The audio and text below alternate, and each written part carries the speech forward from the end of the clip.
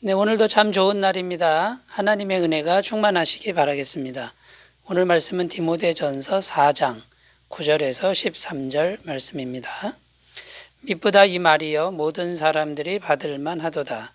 이를 위하여 우리가 수고하고 힘쓰는 것은 우리 소망을 살아계신 하나님께 두미니 곧 모든 사람 특히 믿는 자들의 구주시라.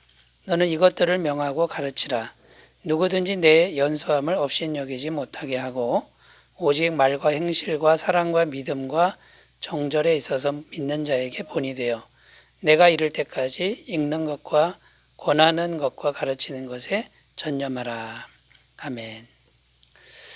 어제 말씀은 목회자가 교회를 위해 어떤 일들을 해야 하는지에 대해서 말씀을 드렸습니다.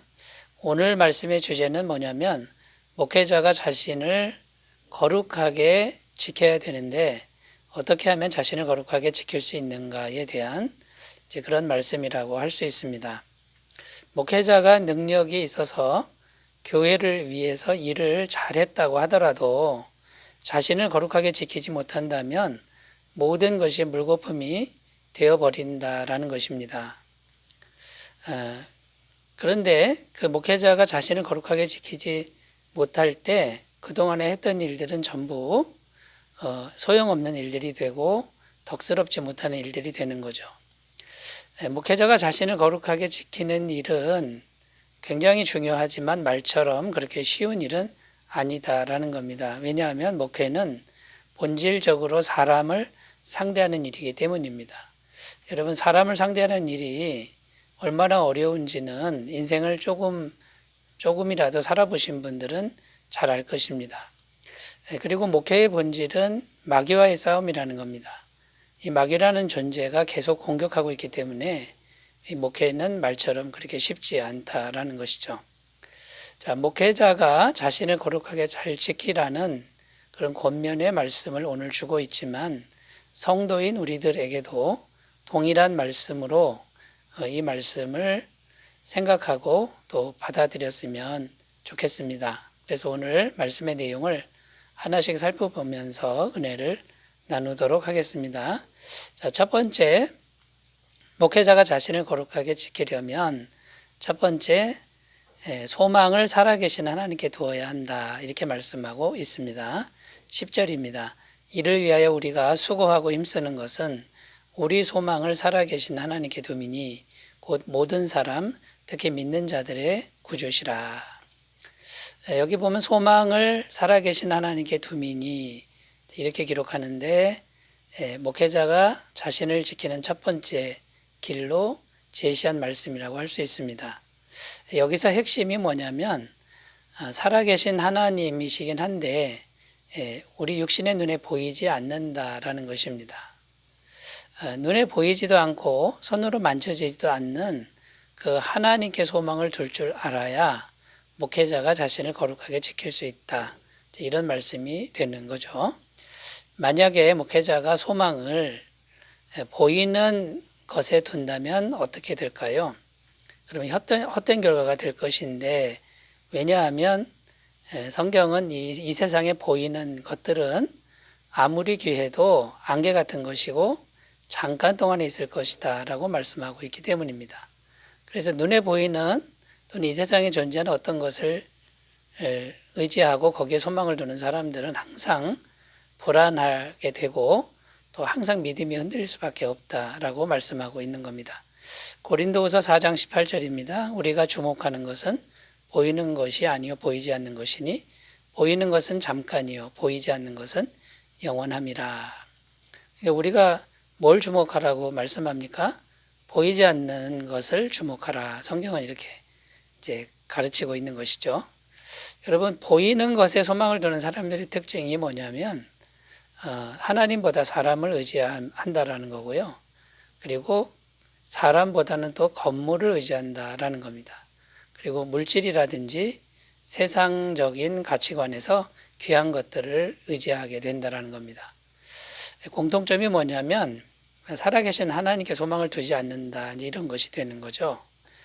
그렇게 되면은 목회자가 자신을 거룩하게 지킬 수 없다라는 겁니다. 성경에 보면 예수님의 모습을 우리가 생각해 볼 수 있습니다. 예수님을 생각해 보면 예수님은 오직 하나님께만 소망을 두는 그런 모습으로 한평생을 사신 것을 볼 수 있습니다. 예수님은 일단 소유가 없으셨습니다. 그리고 소유를 많이 가지려고 노력하지도 않으셨고요. 사회적인 계급에 연연하지 않았다라는 것이죠. 예수님의 행동 양식을 기록해 놓은 본문 말씀이 있는데 요한복음 5장 30절입니다. 내가 아무것도 스스로 할 수 없노라. 듣는 대로 심판하노니 나는 나의 뜻대로 하려 하지 않고 나를 보내신 이의 뜻대로 하려 함으로 내 심판은 의로우니라. 여기 보면 예수님은 항상 보이지 않는 하나님과 교제하고 있었고 그 하나님께 소망을 두고 보이지 않는 하나님께서 말씀하시는 대로 보여주시는 대로 순종했다라고 기록하고 있는 겁니다. 또 위대한 사도 바울의 모습을 봐도요. 바울은 이 세상에 그 어떤 것에도 소망을 두지 않았던 것을 볼 수 있습니다. 빌립보서 3장 8절입니다. 또한 모든 것을 해로 여김은 내 주 그리스도 예수를 아는 지식이 가장 고상하기 때문이라. 내가 그를 위하여 모든 것을 잃어버리고 배설물로 여김은 그리스도를 얻고 세상에 귀한 것을 배설물로 여겼다 이렇게 증거하고 있는 것이죠. 예수님도 그렇고 바울도 그렇고 위대한 주의 종들은 하나같이 보이지 않는 성령님의 능력을 의지했다라고 성경은 증언합니다. 사도행전 27장 23절 25절 내가 속한 바 곧 내가 섬기는 하나님의 사자가 어젯밤에 내 곁에 서서 말하되 바울아 두려워하지 말라. 내가 가이사 앞에 서야 하겠고 또 하나님께서 너와 함께 항해하는 자를 다 내게 주셨다 하였으니 그러므로 여러분이여 안심하라. 나는 내게 말씀하신 그대로 되리라고 하나님을 믿노라. 유라굴로 광풍이 불어닥치는 무시무시한 그런 상황인데 사도 바울은 보이지 않는 성령님을 의지하고 기도했을 때 성령님이 마음에 이제 확신을 주신 것이죠. 자, 이렇게 보이지 않는 하나님, 살아계신 하나님께 소망을 둘 때 목회자는 자신을 지킬 수 있게 되고요. 성도인 우리들도 자신을 거룩하게 지키게 될 줄로 믿습니다. 자, 두 번째 주제로 가보겠습니다. 목회자가 자신을 거룩하게 지키려면 두 번째는 진실된 신앙의 모습을 가꾸어야 한다라고 말씀하고 있습니다. 12절입니다. 누구든지 내 연소함을 없인 여기지 못하게 하고 오직 말과 행실과 사랑과 믿음과 정절에 있어서 믿는 자에게 본이 되어. 자, 12절 이렇게 기록하는데 여기 보면 내 연소함을 없인 여기지 말게 하고 이렇게 기록합니다. 실제로 디모데는 나이가 젊었습니다. 그래서 자칫하면 나이가 좀 있는 사람들이 업신 여길 수도 있는 이제 그런 상황이었다라는 거죠. 자, 이런 상황에서 목회자는 어떻게 해야 되느냐? 진실된 신앙을 보여주어야 한다. 이렇게 가르치고 있는 겁니다. 오직 말과 행실과 사랑과 믿음과 정절에 있어서 믿는 자에게 본이 되어 이렇게 말씀하고 있는 거죠. 자, 이렇게 진실된 신앙을 보여주면 어떤 일이 일어나냐면 영적 권위가 부여된다라는 겁니다. 이 영적 권위라고 하는 것은 하나님의 성령의 임재가 나이가 젊더라도 그 사람에게 임해서 부여되는 그런 영적 권위라고 할 수 있는 것이죠. 그래서 진실된 마음 또 진실된 신앙을 가지면 언제든지 성령님이 임재하셔서 영적인 권위를 부여해 준다라는 거죠. 사무엘상 16장 7절 여호와께서 사무엘에게 이르시되 그의 용모와 키를 보지 말라. 내가 이미 그를 보렸노라. 내가 보는 것은 사람과 같지 아니하니 사람은 외모를 보거니와 나 여호와는 중심을 보느니라. 다윗 왕이 소년이었을 때 사무엘 선지자가 하나님의 인도하심을 받아서 소년 다윗에게 기름을 붓는 장면입니다. 중심을 보시는 하나님이 소년 다윗에게 다음 왕으로 기름을 부은 것이라는 거죠. 여러분, 진실된 신앙을 가지면 하나님이 함께 하시는 걸 믿으셨으면 좋겠습니다. 자, 그런데 어떤 목회자들은 진실된 신앙보다는 다른 것을 추구하는 모습을 보여주는데 안타깝습니다. 외적인 것이라든가 세상적인 것을 자꾸 보여주려고 하죠. 고급 승용차라든가 또 지나치게 높은 강단을 만든다든지 또 세상적인 화기증을 걸어놓는다든지 인맥을 자랑한다든지 이런 것으로 자꾸 소망을 두는데 이런 것은 잘못된 방향이다라는 겁니다. 여러분 예수님의 모습을 봐도 학력도 없고 가문도 없고 인맥도 없고 소유도 없고 이런 모습을 보여주지 않습니까? 그래도 수많은 사람들이 예수님을 따랐습니다. 성령님이 함께 하셔서 영적 권위를 부여해 준 결과라는 것이죠. 여러분 진실된 신앙으로 성령님과 함께하는 귀한 삶이 되시기 바라겠습니다. 세 번째는요. 목회자가 자신을 거룩하게 지키려면 세 번째, 평소에 성경 말씀과 친밀한 삶을 살아야 한다라는 겁니다. 성경 말씀과 가까워야 된다 이런 말이죠. 13절입니다. 내가 이를 때까지 읽는 것과 권하는 것과 가르치는 것에 전념하라.